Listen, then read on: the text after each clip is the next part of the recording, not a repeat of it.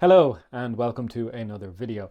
My name is Kev and today I want to talk about that kind of uncomfortable period of time after you've gotten a diagnosis for a chronic health condition. So, getting diagnosed with a chronic health condition like arthritis can be overwhelming. But regardless of the specific condition that you've been diagnosed with, there is something that I think you need to do that is critical. I'm not going to drag this out because it's important. I'm talking about acceptance. Before you got your diagnosis, you might have known that something was wrong. You might have felt that inside something was not quite right. And you might have even been relieved after you got your diagnosis. I know that I was. That day that I left the rheumatologist office, I was actually smiling because the thing that I'd been feeling, the pain that had been kind of nagging at me for several years at that point, it finally had a name. And for me, that name was psoriatic arthritis. But then the dust settles and you start to feel the weight of it all. It's as if you've got a bag in your back that's full of all of the crap you're carrying through life, the stress, the fatigue, the anger, the sadness, the loneliness, the self-doubt, whatever it is that's in that bag for you. And then someone comes along and throws a giant boulder named arthritis on top of it all. It's normal to feel overwhelmed at this. And I often see online people reacting to their arthritis diagnosis with statements like, I feel like my life is over. Well, I'm here to tell you that it's not. After your diagnosis, go ahead and take a week. Take 2 if you need it, and go ahead and be angry, be sad, question your future, ask all the rhetorical questions like, why me, and what did I do to deserve this? That's normal. But then it's time to accept reality for what it is and start focusing on the things that we can control rather than the things that we can't. And the truth is, there's only one thing that you can control, and that is your reaction to the things that are going on inside of and around you.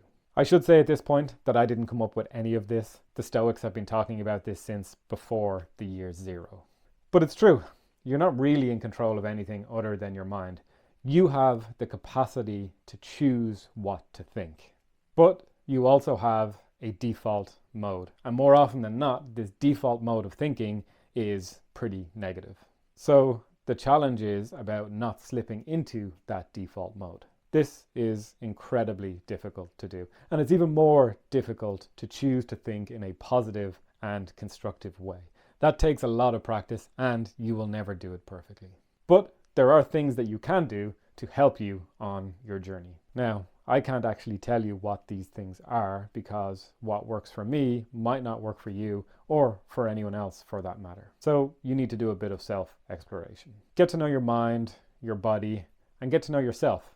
Pain can be a great but cruel teacher. So why not make this your short-term goal to figure out what helps you manage the emotional weight of living with arthritis or any other chronic health condition. What helps me is walking, exercise, breath work, eating well, reading, writing, learning, editing these videos, picking up litter, cold showers, and a whole bunch of other things. Now, of course, there are times where I don't want to do any of these things. There are plenty of days where the weight of arthritis just gets on top of me.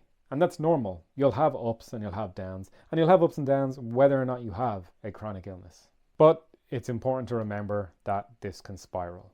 Physical pain can lead to anger and frustration, which increases stress. Increased stress can leave you feeling depressed, which can result in poor sleep, which causes fatigue, which results in physical limitation, which results in pain. So we're back to the start, and this just keeps spiraling. It's a vicious cycle, and it's one that you need to be aware of so that you can break it. And you need to figure out the tools at your disposal to do the breaking. With all of this in mind, this video comes with a little bit of homework. I want you to think about your condition.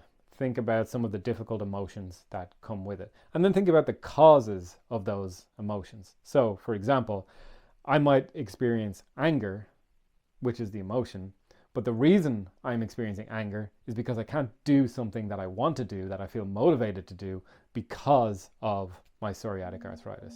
Like jiu-jitsu. For me, there's nothing I would love to pursue more than Brazilian Jiu-Jitsu, but it's just not on the cards for me. I've tried it, I've done a few classes, but I just got injured straight away. It's not going to work for my arthritic spine, unfortunately.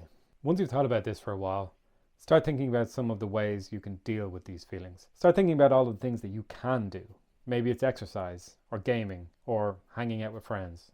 Whatever it is, try writing it all down. You don't need to share it with anyone, but writing it all down will help clarify your thoughts and emotions. And finally, take a moment to accept it. For me, that means accepting that I have psoriatic arthritis.